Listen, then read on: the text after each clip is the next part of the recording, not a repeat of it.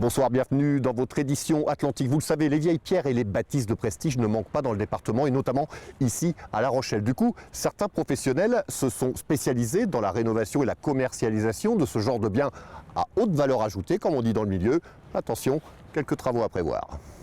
Jeannette Guinaudot est à l'affût du patrimoine de La Rochelle, des perles rares comme cet hôtel particulier du XVIIIe siècle.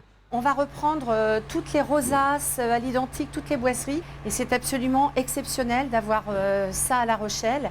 Des plafonds art déco créés au XXe siècle par un banquier qui s'installe dans l'immeuble. Jeannette a prévu 18 mois de chantier pour réaliser 8 logements. L'hôtel est inscrit au monument historique et elle va tenter de sauver les vestiges du passé. Vous voyez, ça c'est exceptionnel. C'est restitué à l'identique.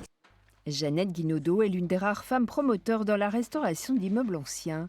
Très vite, elle laisse tomber son métier de coiffeuse pour se lancer dans l'immobilier.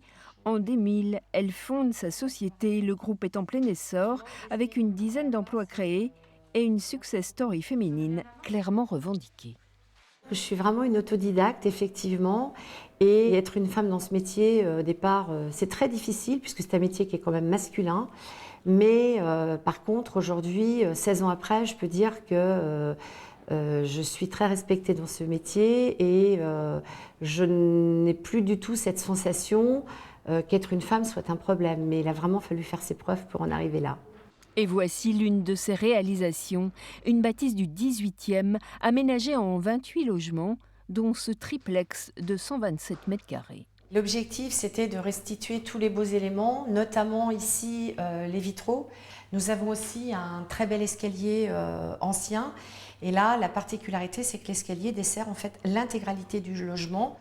Jeannette investit un peu partout dans le sud-ouest, mais sa présence à La Rochelle ne passe pas inaperçue. Elle continue de dénicher des bâtisses du passé pour les mettre au goût du jour.